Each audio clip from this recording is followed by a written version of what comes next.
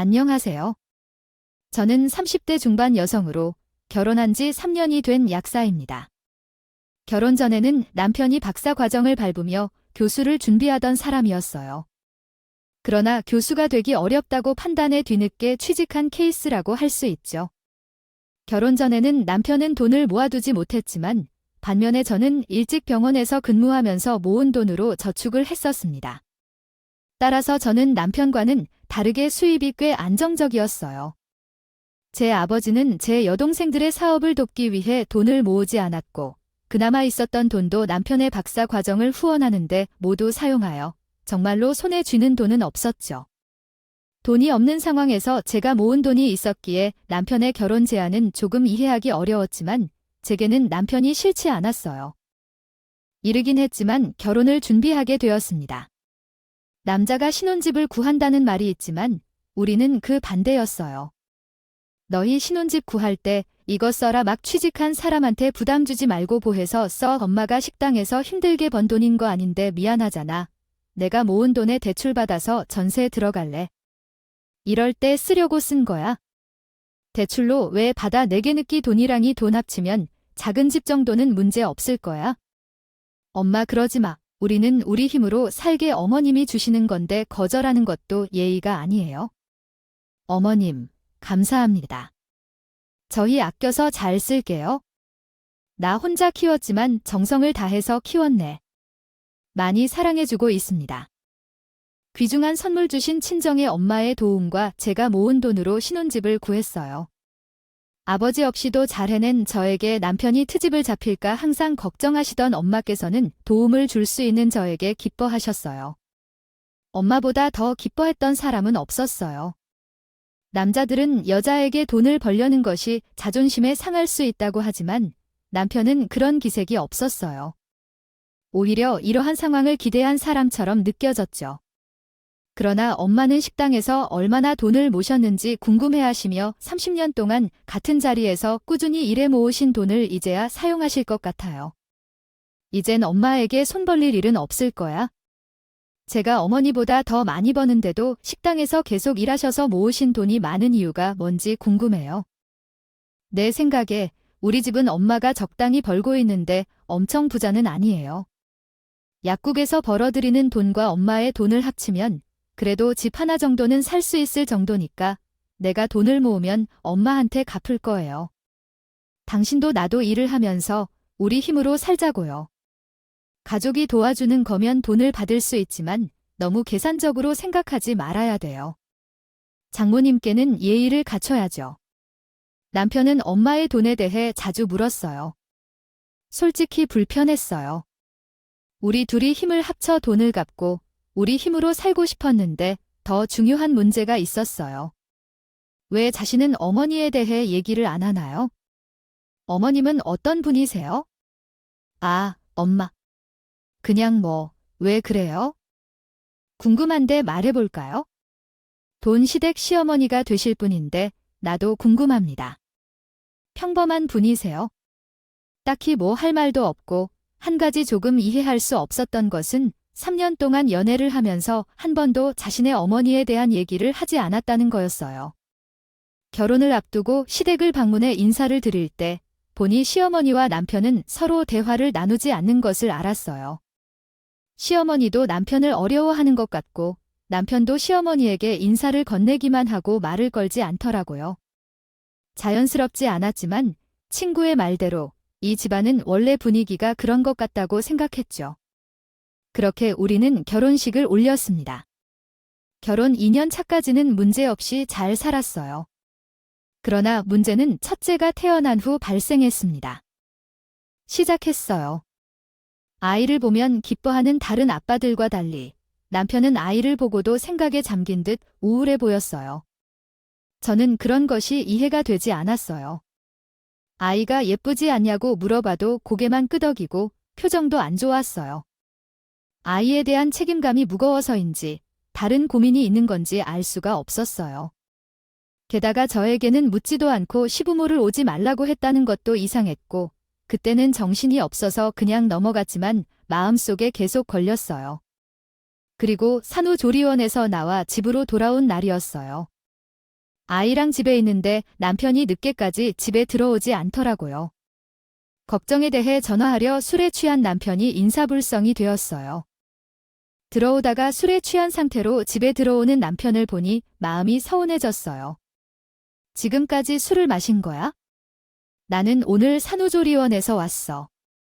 너를 못 만나서 혼자 왔다. 좀 마셨다니 미안하다. 도대체 왜 그러는 거야? 아이 얼굴 보고도 한 번 한숨 쉬고 내가 얼마나 마음이 불편한지 알아? 하지만 마음에는 너희 자식 얼굴 볼 수 있어야지. 그럼에도 불구하고 못하는 사람도 있어? 갑자기 왜 그런 소리를 하는 거야? 술을 마시고 와서 무슨 말을 하는 거야? 우리 엄마도 나를 보고 싶어 할 텐데 산후조리원의 어머니와 아버지가 방문을 안 한 건 내 잘못일까? 어머니에게 연락 안 해도 된다고 했던 건 너잖아. 아, 너가 우리 엄마한테 전화 좀 해줄래? 제가 도와주면 안 돼요. 나는 도저히 할 수 없어요. 그러니 내가 좀 해줘. 지금 시간에 어떤 전화를 해야 하는 건데? 사실 나는 친엄마와 따로 계신 친엄마에게 전화해 달라는 거야? 뭐, 친엄마가 따로 계시다니. 그게 무슨 소리야? 나도 내 자식을 보니까 엄마를 생각하게 돼. 그래서 엄마랑 아버지랑 나 중학교 때 이혼하셨어. 새 엄마가 오신 이후에는 괜히 눈치를 봐서 엄마랑 연락도 안 하고 살았어. 나의 결혼을 못 봤는데 손주까지 못 본다는 생각에 우리 엄마가 너무 불쌍하다. 아니, 그럼 왜 이제 그런 얘기를 하는 거야? 평생 안 보고 살 줄 알았지? 내가 알아봐야 할 것도 없어. 생각했어요. 그런데 자녀가 태어난 후에는 엄마의 생각이 너무 많이 들었어요. 그래도 감출 수 있는 것은 감췄고, 그래서 보았을 때도 그런 표정이었어요. 당신이 엄마에게 손주를 보여주고 싶다고 전화 한 번 걸어봐. 알았어요. 그러니까 일단 들어가고 내일 전화할게요. 시어머니와 남편 사이에는 대화가 거의 없었고, 이게 이제 알겠더라고요. 중학교 때 헤어진 생모가 별도로 있는데 다 커서 새어머니를 맞이하며 가까이 지내기 어려웠던 것 같아요. 근데 그 사실을 너무 늦게 알았다는 게 조금 서운했어요. 하지만 남편의 부탁을 거절하기 어려웠고 남편이 아이를 보고도 계속 한숨만 쉬었던 이유도 알게 되어서 그제야 남편의 마음이 이해되고 있어요. 다음 날에 전화를 걸었어요. 안녕하세요. 어머니 계신 줄도 몰랐는데 이제야 연락드려요. 어제 그분께 처음 얘기를 들었어요. 떨리는 마음으로 남편의 친어머니에게 전화를 걸었죠. 결혼식 때 뵀으면 좋았을 텐데 그래도 이렇게 연락 주셔서 고마워요. 그러게요. 어머님, 늦었지만 나중에 손주 한번 보러 오세요. 남편이 많이 그리워하고 있어요. 다음 주에 연락 주시면 좋겠어요. 어머님 소리가 너무 좋네요. 말투도 침착하시고 저에게 존칭을 쓰시는 모습에 안심했어요. 이제 남편도 아이를 보면서 한숨을 쉬지 않을 거라 생각하니 다행이란 생각도 들었고요. 하지만 손주 보러 오시라고 한 말은 제 실수였나 봐요. 나온 엄마도 모시고 왔어요. 저녁 좀 맛있게. 이렇게 다시 작성할 수 있습니다. 봐봐. 갑자기 어머님이 오셨다고 이렇게 얼굴을 보내 어머나. 얘가 우리 손주가 엄마 손주를 처음 본 것 같아. 얘 눈이 나를 닮아서 이렇게 예뻐 정말 그러네. 근데 음식하고 있었나 봐. 제가 어머니께 전화를 드린 이후로 남편과 어머니도 연락을 하기 시작했다고 해. 거기까진 좋았어요. 하지만 남편이 미리 상의도 없이 느닷없이 시어머니를 모시고 집에 온 거예요. 갑자기 밥을 차리라고 큰 소리를 치는데 당황스럽더라고. 솔직히 기분이 너무 나빴어요. 전화 한 번만 줬어도 그렇게 준비 없이 어머니를 맞이하진 않았을 거예요. 이렇게 간단히 차려 먹어야 했는데 너무 급하게 밥상을 차리라며 큰 소리를 치는 것도 이해가 안 되네. 에휴, 이건 좀 급하게 차리느라 차리기 전부 없네요. 우리 넷이 이렇게 있으니까 너무 좋아. 자주 와도 돼요? 어머니, 뭘 그런 걸 물으셨어요. 당연히 와도 되는 거죠, 아들. 집이니까 큰 소리를 뻥뻥 치는 남편을 보는데 어이가 없더라고요. 아들, 우리 집인데 큰 소리를 치는 남편이 낯설고 화도 나더라고요. 어머니도 계셨는데 참았어요. 이런 일이 자주 있을 줄은 생각도 못했기에 참았던 것도 있었죠. 나왔다. 아, 오셨어요.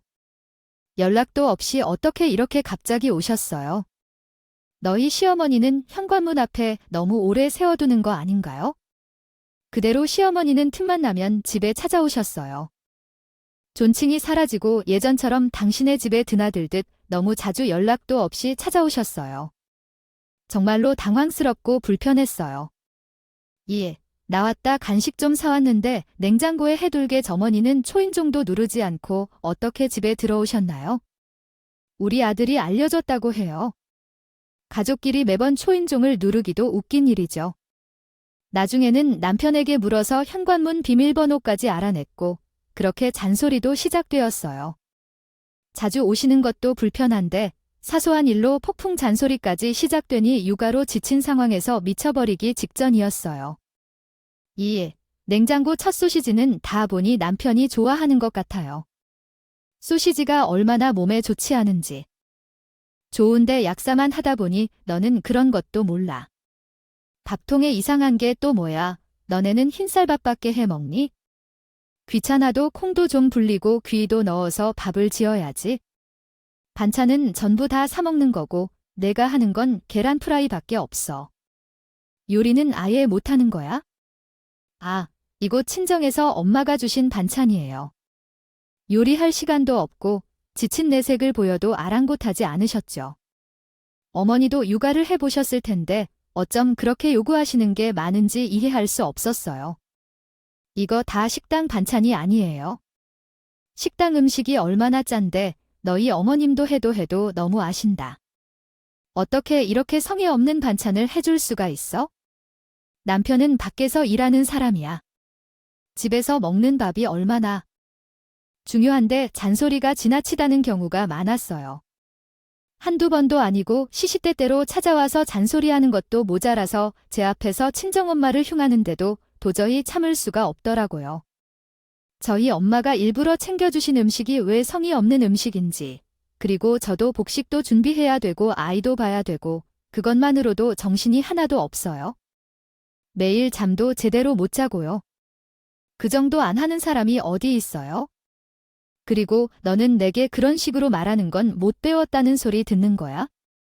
말도 가려가면서 해야지. 어머니는 한 번이라도 반찬 가져와 보신 적 있으세요?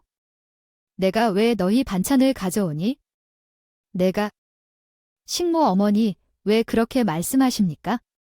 그러면 우리 엄마는 반찬을 가져오라고 말했어요. 너 정말 예의를 모르는 아이구나. 우리 집안의 소리는 말이야. 반찬 한번 만들어 보세요. 뭐, 못한다는 소리는 없잖아. 어디서 소박하게 모르는 척해? 내가 날 무시하느냐? 시어머니 목소리가 그렇게 좋다는 걸 처음 알았어요. 그 소리에 겨우 잠든 아이까지 울면서 깼다더라고요. 그리고 난데없이 소박 맞은 시험이라고 자격 지식을 드러내는 것도 이해할 수 없었어요. 요리도 몰라서 어디서 자랑인가요? 아이를 키우면서 왜 그렇게 징징대는 거야? 내 아들한테 식당에서 먹이면서 유식하다는 지적을 하는 것은 당신이 엄마로부터 배운 가정교육인 줄 알았어요. 너는 아버지 없이 컸다며 그래서 이렇다던데요. 죄송합니다만 제가 지금 말씀해야 할 내용은 다음과 같습니다. 모양이 창피하지만 즉각 나가주실 수 있겠습니까? 어머니가 고함치는 소리 때문에 아이가 제대로 자지 못하고 계십니다. 그래서 너 어디 어른에게 나가라고 말씀해야 했습니다. 너를 대접해주려고 했지만 너의 행동이 심하게 문제가 돼서 더는 좋게 대해줄 수 없어요. 제가 경고했습니다. 사람을 불러 나가기 전에 두 발로 직접 나가주세요. 기가 막혀. 너 같은 사람을 아들로 두는 건 불쌍해서 당장 나가주라고 사람을 불러야 했습니다. 막말을 하며 소리를 질러도 모자라고 눈물을 흘리는 시어머니 모습 속에 오만함이 너무 퍼져나가더라고요. 사람을 부른다는 말에 겁이 나서 곧바로 나가주셨습니다. 나가는 걸 확인하고 현관문 비밀번호를 확인했습니다. 아들 집도 남의 집이라고 하는 것을 확실하게 알려주고 싶었어요. 주인이 들어와도 되는 집이 아니라는 것을 제대로 보여주어야 했어요. 너 당장 문을 열지 마. 어디서 배워먹은 짓거리야? 현관문을 열어 현관문 비밀번호가 바뀐 걸 알고 난리가 났대. 문을 부수고 두드리고 소리를 질러도 돈 받으러 온 비집시처럼 보였어. 전화로 존친다며 통화하던 사람은 어디로 사라진 것인지 정신이 나간 사람처럼 보였어. 경배 아저씨, 제 집 앞에 있는 여자분을 좀 쫓아내주세요. 이런 일로 연락을 주셔서 죄송해요. 제 사정이 있어서 그래요.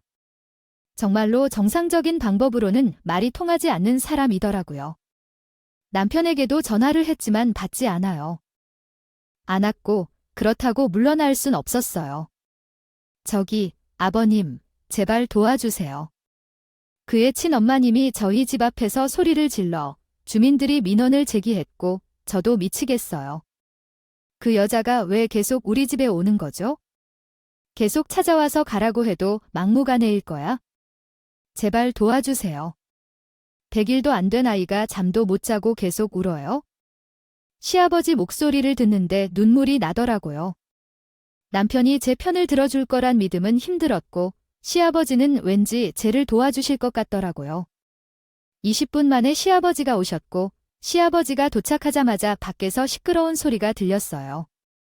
여기가 어디라고 찾아와 애들을 괴롭히면 내가 못을 때 왔어.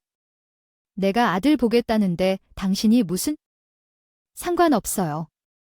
그 약간 아파트 키에 비를 부인 적이 내가 조용히 안 돼. 그만할 수 없어. 바로 돌아가게 어이가 없는 짓이에요. 그렇게 하면서 시아버지가 직접 그 여자를 끌고 돌아가셨대요. 시어머니가 다시 찾아올까 걱정은 했지만 저녁까지 조용해서 이제야 편안해졌어요. 너가 정말로 편히 앉아 팔짱도 좋아해. 계속 아이를 묻고 조금 쉬고 있는데 남편의 태도에서 살짝 느껴졌어요. 하루 종일 시달렸는데 그 말을 듣자마자 서운함이 터진대요. 나 오늘 정말로 힘들었어. 너의 어머님도 오셨는데 문을 두드리고 소리를 지르고 경비 아저씨도 얼마나 당황스러웠을지. 그래도 태의 소견은 없고 난리야. 들었어. 현관문 비밀번호. 바꿨다는데도 계속 그냥 찾아오시는 시도 때도 없이 찾아오셔서 근데 아버지에게 전화를 왜 했어? 그렇게 하지 않으면 문이 열릴 때까지 난리를 쳐서 뻔하지 않니? 그럼 그냥 열어들리면 되잖아. 남편이 화를 내는데 시어머니의 모습이랑 똑같다고 하네. 또 무슨 소음을 들어라는 거야? 문을 열라는 건데 해도 너무하는 게 아니야. 어떻게 엄마를 아버지에게 끌려가게 만들어? 엄마가 뭘 그렇게 잘못했다고 아버지까지 오게 만드는 거야? 엄마가 아버지 앞에서 그런 모습까지 보여야 돼? 나한테 아비 없이 자라서 그 모양이냐고 그러는데 내가 그걸 어떻게 참아야 해? 사실이잖아, 어머니야. 나의 어머니라고. 다른 사람이 아니라 내 엄마인데 불쌍한 우리 엄마를 아버지 앞에서 망신까지 주어야만 해. 다버지, 북에 뭐 그런 문제야? 아버지가 오지 않았으면 오늘 종일 문을 두드리고 소리를 지렸을 텐데 그래서 아버지 오시라고 전화했다고. 지금 집이 이렇게 조용한 것은 아버지 덕분이야. 아버지는 바람을 펴서 엄마와 이혼했어. 우리 엄마는 불쌍한 사람이야. 쫓겨나듯이 이혼당해버린 사람이라고. 우리 엄마한테 내가 좀 잘해주면 안 돼? 내가 막말까지 할 정도면서 잘해줘야 돼. 그게 효도 어른이 좀 그렇게 할 수 있지? 엄마한테 대들어 어른이 화가 나면 소리 지를 수 있는 거야? 그것도 이해해 주어야 해. 나는 막말까지 참고 우리 엄마한테 해주는 게 좋지 않을까?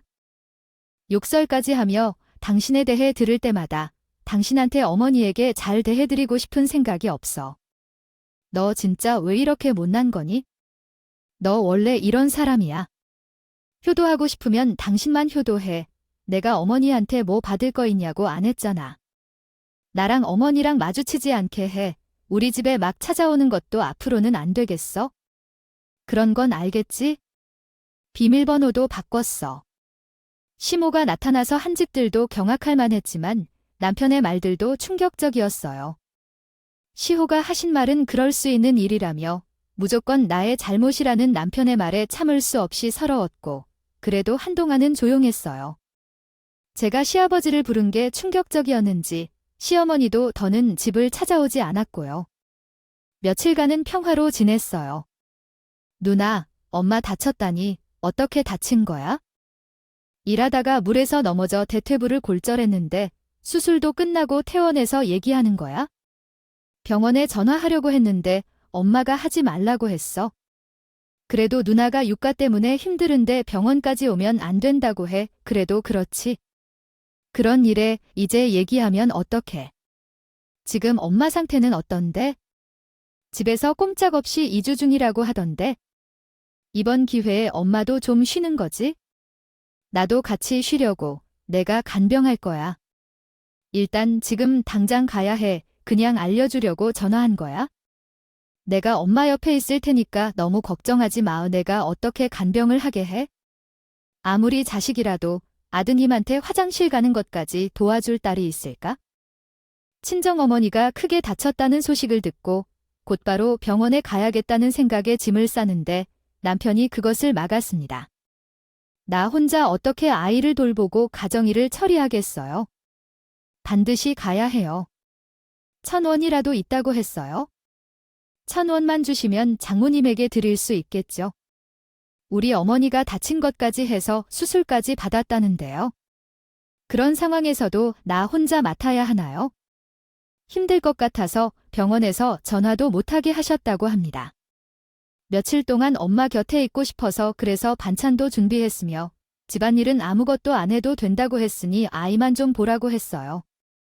아무리 그래도 아이까지 두고 가나요? 조금만 보라고 했는데 상황이 그렇잖아요. 엄마가 수술을 했다고 하더니 어떡해요? 장모님은 돈도 있으시는데 간병을 왜 안 하시나요? 그렇다면 제가 조금 보고 간병비도 받을 만큼 받아야겠네요. 그때 정말 마음이 뒤죽박죽해졌어요. 같더라고요. 엄마가 간병해주고 돈을 받으라고 하는 건 남편이 할 말인가요? 마음으로는 더 따질 수 있겠지만 일단은 빨리 엄마에게 가보고 싶은 마음이 더 컸어요. 그렇다고 그대로 넘어갈 생각은 없었고 그건 평생 잊을 수 없는 말이었어요. 저는 곧바로 짐을 싸서 친정으로 갔고 엄마가 꼼짝도 못하고 누워만 있는 모습을 보니까 정말 속상했어요. 그렇게 바쁘게 지내는 와중에도 남편은 계속 전화를 해서 언제 올 건지 물어보더군요. 참아달라고 빌어야 할 지경이었어요. 그렇게 3일째 되었을 때였어요. 저한테 메시지로 사진 하나가 왔어요. 우리 집의 냉장고 사진이었어요. 집 앞에서 문을 열라고 소리치고 난리를 친 시어머니에게서 온 메시지였고 너 냉장고를 봐라 라는 오랜 못된 마음을 보여준 거였죠. 소시지가 썩지도 않았어. 내가 말했잖아. 그렇게 몸에 안 좋은 것은 진작 버리라고 했는데 지방을 골라 이 지경으로 만들어 놓고 친정에 가고 싶니? 나한테는 상상조차 못한 상황이야. 결혼한 지 오래됐다고 친정집에 가서 놀고 있는데 친정 어머니께서 간병 때문에 간 저에게 물러가냐는 말에 분노가 일었어. 가만히 있을 수가 없어서 곧장 전화를 걸었어요. 우리 집에 왜 가셨어요? 그 사진을 왜 보낸 건데요? 내 아들이 혼자서 집안일과 회사까지 바쁘다고 해서 고생한다고 해서 왔대요. 그래서 들으셨겠지만 수술을 하셔서 몸도 제대로 못 움직이는데 간병 아프신 사람한테 놀러 갔냐는 말이야. 핑계도 좋다고 그러는군. 어머니는 그렇게 병에 걸렸고 싶으시다면 그럼 확실하게 받아라. 와라네 엄마, 간병비는 받아올 거지 유산이 간병비는 제대로 받아오기 전까지 집에서 얼씬도 하지 마라. 지금 뭐라고 하셨어요? 우리 엄마 수술하셨는데 거기서 간병비를 받아오라고 하시는 거예요. 나는 제 귀를 의심했지. 아무리 저와 말다툼을 했다 해도 또 간병 얘기를 꺼내더라고요. 다친 엄마에게 간병비를 받으라는 말이 소름이 끼치고 손이 덜덜 떨렸어요. 돌아가신 아버지 역할까지 해가며 절 약사로 만들어준 저희 엄마가 그런 말을 도대체 왜 들어야 하는지 도저히 이해할 수 없었어요. 집에서 애만 보면서 남편 등골 빼먹는데 그 정도도 못해 집. 비우고 갔으면 돈이라도 가져와야지. 내가 뭐 잘못했어? 시무이 무서운 줄도 모르고 집 밖으로 내쫓을 때는 내가 알아냈지만 너 같은 애는 처음 봐. 저도 당신 같은 시어머니는 본 적이 없어요. 그때 목소리가 분노로 덜덜 떨렸어요. 분명 소리를 지르며 난리 칠 것 같아서 대꾸도 듣지 않고 전화를 끊고는 남편에게 전화로 따져 물었어요. 내가 다시는 보고 싶지 않다고 했는데 무슨 생각으로 시모를 집안에 따져 들인 거냐고? 뭐, 내가 엄마를 불렀는데 그게 그렇게 잘못인데? 엄마가 혼자 있는 나를 생각해주고 와준 것인데 고마워해야 되는 거야? 아니야. 고마워하라고 당신 엄마가 나한테 뭐라고 말한 거야? 이해하고 있습니까? 내가 정말 이상하게 행동하는 걸 알아? 왜 나와 엄마가 잘 지내는 걸 이렇게 싫어하는 건지? 나는 지금부터라도 엄마에게 자식답게 행동하겠다는데, 주지는 못하겠다는데 믿었으면 좋겠다. 그런데 너무 따져대고 엄마가 내게 간병비를 받아오라고 하더라. 그것은 정상적인 사람이 할 수 있는 말이야. 넌 왜 그렇게 생각이 꼬인 거니? 왜 그렇게 예민하고 부정적인 거니? 내가 부정적이래? 너는 부정적이었어.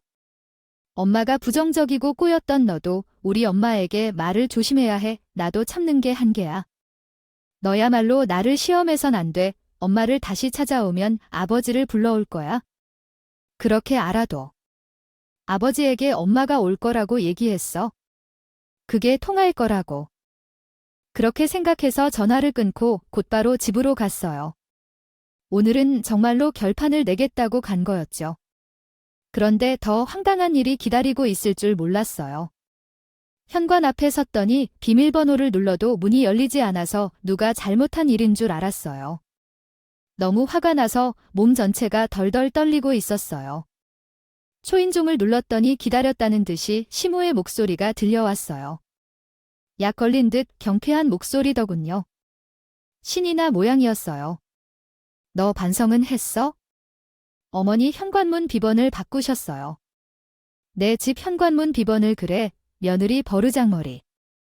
고치려면 그 정도는 해야 되지 않겠어? 반성 좀 하면 문을 열어줄 텐데 그래야 돼. 알라, 반성을 해야 할 건 당신들이죠.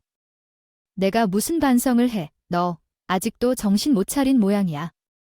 어머니가 뭐 해주든 식당에서 일 오래 했다며 뭐라도 있을 거 아니야? 시어머니한테 옷 한 번 해줄 돈도 없대. 당장 이 문을 열지 않으면 바로 이혼이야. 당장 열어. 남편이 들으라고 더 큰 소리로 소리를 질렀어요. 이혼은 뭐 아무나 하는 줄 알아? 애까지 낳은 마당에 이혼은 무슨 이혼이야. 이혼 소리 참아주는 것도 감사히 여겨야 해. 요즘 세상에 이런 꼴을 내가 왜 참고 살아. 여기 내가 산 집이에요. 당신 아들이 짐을 뺄 거니까 당장 열어. 뭐, 제 말에 집안이 조용해진 게 느껴지는 느낌이 있었어요. 무언가 이상하다는 느낌을 지나치게 아내래요.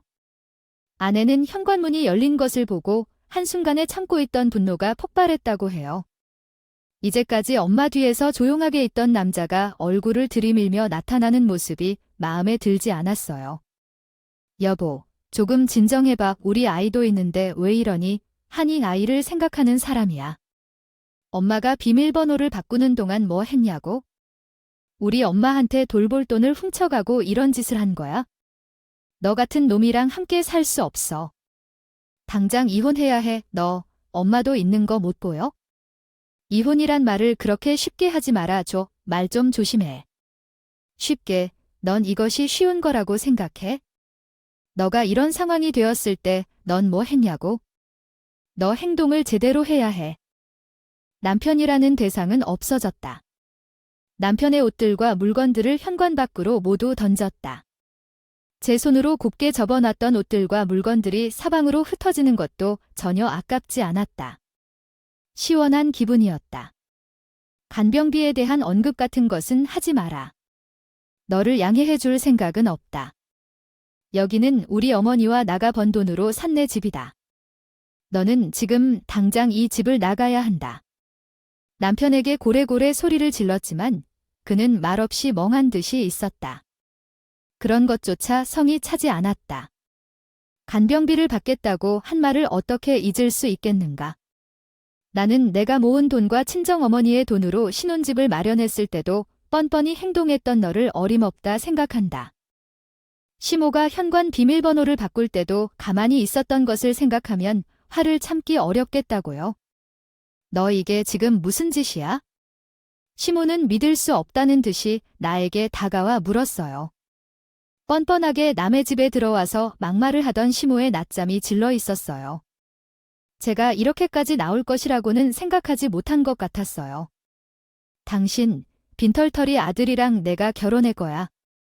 이 집도 우리 엄마랑 내가 먼 돈으로 산 건데 어디서 돈을 또 달라고 난리야. 저는 시모가 뭐라고 하든 한곳하지 않고 모자가 보는 앞에서 시아버지에게 전화를 걸었어요.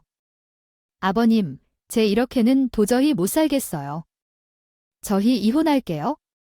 아버님도 그렇게 알아주세요. 아니, 갑자기 그게 무슨 소리냐? 그 여자가 또 너희 집에 간 거냐? 그 맞아요. 제 남편은 제 엄마가 다쳐서 수술을 받아야 한다고 간병을 해야 된다면 가서 간병비를 받아오라고만 하는 것뿐이었어요.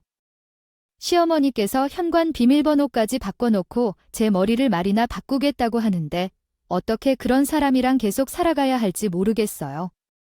이젠 더는 못해도 되겠어요. 그러자 며느리가 내가 당장 가서 해결할 테니까 잠깐만 기다려주세요. 너무 급하게 결정하지 마세요. 아버지가 애원하시더라고 말했어요. 남편과 시어머니는 뭐라 하는지 황당하다는 표정으로 저를 쳐다보더라고요. 될 대로 되라는 생각이었어요. 현관문 비번까지 바꾼 사람과 그걸 보고도 가만히 있던 사람, 아무리 생각해도 용서할 수가 없었어요. 용서할 생각은 처음부터 없었어요. 그런데 중간에 시아버지가 인터빈이 달려서 도착하셨습니까? 또 들어오셨군요. 미친 게 아니라면 어떻게 여길 수 있겠습니까? 또 기어 들어오셨습니다. 당신은 누구신가요? 제 아들을 보러 온 분을 맞겠다고던데 당신은 누구입니까? 시모의 모습은 사람의 모습이 아니었어요. 정남이가 뚝뚝 떨어졌어요. 왜 그런 사람과 연관되어서 이런 상황을 겪어야 하는지 꼼지 같죠. 바람이 난 옆편에 집 나간 내가 지금 하는 소리야. 아버지, 그만하세요. 지금 그 얘기를 왜 하시는 건가요? 기가 막혔어요. 바람이 난 건 시아버지가 한 말이 사실이 아니었어요. 바람이 났던 건 남편은 제 앞에서 거짓말한 걸 들키게 되어서 당황했거나 급하게 시아버지가 입을 막으려고 했던 것 같아요. 혼란스러운 상황이었습니다. 바람을 쐬어서 문제가 조금 파행했어요. 이웃집 아들 집에 왔는데 이게 무슨 상황인지 몰라서요. 엄이라고 감싸고 싶어 하는데 처지식은 생각도 안 해요. 엄마가 이런 상태에 있으면 너가 나서서 막아야지. 너가 그러고도 집안일이야. 제가 뭘 잘못했는지도 몰라요. 아버지 눈치 보느라 엄마랑 연락도 못하고 지내왔던 제가 불쌍해 보이겠냐고요. 안심한 놈이 이런 상황이 또 벌어지게 방치해둬서 어찌 이런 지경이 됐나 싶다가도 너가 그러고도 가장이 오죽하게도 나한테 전화 걸어와서 도와달라고 하겠느냐고요. 처자식이 불쌍해 보이지도 않아요. 옆에서 지켜보니 허비만 나왔어요. 남편의 밑바닥까지 보게 되어 기분이 언짢았죠. 결과적으로 시어가 바람 피운 걸 누가 알게 됐네요. 알겠어요. 그러나 자기 엄마한테 잘하라고 불쌍한 사람이라고 저한테 거짓말을 잘해온 거죠.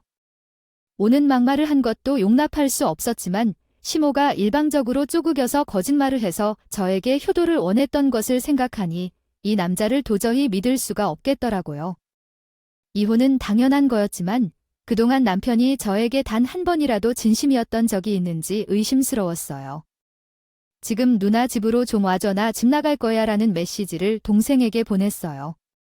동생이 금방 집에 도착해서 혼란스러운 상황을 보고 저에게 달려오더니 세 사람이 싸우고 있는 것을 보고는 모르고 엉망진창으로 싸우고 있었어요. 누나, 이게 다 무슨 일인지. 이리야 나 이혼하려고 매영이라고 데려왔을 때부터 난 마음에 안 들었어. 잘 생각했어. 집안 꼴 보니까 뻔해 보였지? 나가자. 엄마에게는 천천히 말할게. 알았으니까 가자. 무슨 일이냐고 묻지 않는 동생에게 고맙다고 말했어요. 동생이 짐을 들어주고 저는 애를 데리고 조용히 밖으로 나왔어요. 시끄러운 집에서 나오니 밖은 너무나도 고요하고 평화롭더군요.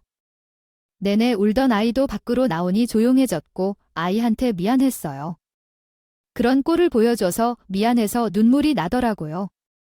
우리 아이한테 다시는 그런 꼴을 보여주고 싶지 않았고 저는 고민할 것도 없이 친정으로 향했어요.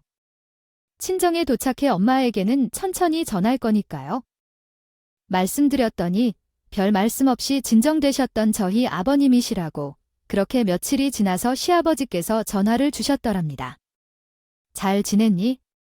진작에 연락하려고 했었지만 이제야 연락하나 하시고 안녕하세요. 저한테 연락해 주실 거라고 생각하지 못했어요. 그래서 사과하고 싶었습니다. 이런 식으로 집안 사정을 알게 되어서 미안하다 해서 아버님이 저한테 미안해 하실 일은 아니에요. 아이나 육아가 힘들었을 텐데 고생이 많았을 거예요. 수술하신 건 어떠세요? 지금은 많이 좋아졌나요? 육아도 이제는 많이 익숙해졌고 일도 다시 시작했어요. 걱정해 주셔서 감사해요. 남편과 관련된 사람들 중 누구세요? 정상적인 대화를 할 수 있는 유일한 사람이었어요. 미안해요. 제가 할 수 있는 말이 미안하다는 말뿐이에요. 아버님이 아무리 미안하다 하셔도 저는 그 사람이랑 다시 살 생각 없어요. 그런 뜻으로 연락하신 거라면 저는 마음을 바꿀 생각이 없어요. 요즘 같은 세상에 그런 일이 없어도 참고 살려고 하는 거 아니라더라도 그럼 무슨 일로 연락하신 거예요? 어제 시골에 내려가서 재산 좀 정리해 놓았다는데 내일쯤 금할 테니 그 돈을 받으면 액수가 꽤 될 거라고 해 그중 반은 너에게 주고 싶어서 연락했어. 아 키우는데 써줬으면 좋겠다. 너희 결혼할 때 아무것도 못 해주고 너한테 그런 꼴까지 보였는데 내가요? 미안하지만 제가 전하고 싶은 내용은 그저 그것뿐입니다. 돈은 다음 주에 바로 입금되었어요. 조금 당황스러웠지만 거절할 이유는 없었죠. 그 돈으로 친정 근처에 규모가 더 큰 약국 하나를 더 얻었고 친정에서 엄마와 남동이 아이를 가끔 돌봐줄 때 남편보다 더 잘 대해주더라고요. 진정으로 놀라울 정도로 불편한 것은 아무것도 없었어요. 여보, 잘못을 저질러 이혼하지 말자. 우리 아이들도 너처럼 아버지 없이 자라게 하고 싶어서 말야. 나 잘 자랐어. 내가 문제였던 거지? 너 없이 어떻게 살아갈까? 너도 알잖아. 잊었어. 나는 능력 있어. 엄마와 동생도 아이를 잘 돌봐주지. 너보다 훨씬 더 잘 돌봐. 아이 미안해. 이제 엄마 안 올 거야? 요즘에 연락도 안 해. 아들을 그렇게 아끼시는 분이셨는데 연락이 안 된다면 앞에서 그런 꼴을 보이고 자존심이 상할 것 같아. 그냥 조용히 혼자 사겠어. 아들을 너무 사랑하는데 자존심 때문에 연락을 끊는 대단한 모습이네. 이제 안 오실 거라고 내가 장담해. 정말로 연락 안 해요. 나 이제 이해했어. 엄마 없이 살아도 너 없이는 못 살 것 같아. 참 대단한 발전이네. 아까는 내가 잘못한 것 같아. 왜 갑자기 태세 전환이 너무 보이지 않는 걸까? 엄마가 너를 괴롭히지 못하게 할 거야? 혹시라도 그런 상황이 생기면 내가 나서서 막을게. 그런 거 이제 상관없어. 같이 살고. 혼자서도 충분히 잘 살 수 있을 것 같아. 아버지가 돈을 주셨다며 받고 싶어서 그랬어. 끝까지 돈만 생각하다니 왜 그 돈이 그렇게도 탐나니? 그런 의미가 아니라 어쨌든 우리 아버지가 주신 돈이니까 나한테도 일부분 얻어갈 수 있을 텐데. 그 순간 남편은 제 얼굴을 보더니 한숨만 쉬었고 마침내 이혼 동의서에 도장을 찍었어요. 제가 무사히 이혼을 마치고 이번 일에 비해 이혼은 조용히 진행됐어요. 요즘은 정말 좋아요. 약국은 잘 운영되고 있고 가장 걱정했던 건 아이였어요. 다행히 아이는 건강하게 잘 자라고 있어요. 엄마는 식당업을 줄이고 이제 여행을 다니시며 때로는 아이를 돌봐주시며 아이와의 소중한 시간을 함께 보내고 있어요. 놀아주세요. 남동생도 아이를 잘 보호해 주셔서 고맙긴 합니다만 이제는 아이와 둘이 보내는 시간을 더 늘려가고 있어요. 약국의 직원들도 늘어났거나 벗어나서 이제 더 잘 사게 됐어요. 마치 새로 시작하는 기분이에요. 이제는 미움이나 부정적인 생각들은 하지 않게 됐거든요. 그 사람에 대한 관심도 없고 가끔 전화로 자기가 미안하다는 말을 하지만 그때마다 전화를 끊어버려요. 이제는 전 남편의 소식이 들리지 않아서 그런 전화만 아니면 제 생활은 완벽해요. 전 남편이 전 시모와 함께 지내고 있다는 소식을 들으니 정말 100번도 1000번도 잘했다는 느낌이 들어요. 다른 분들도 이상하다고 생각하시겠지만요. 참지 말고 뒤집어서 바꾸거나 끊어버리세요. 제 이야기를 들어주셔서 감사합니다. 오늘도 우리 채널에 와주셔서 감사드립니다. 더 좋은 이야기를 찾아뵙겠습니다.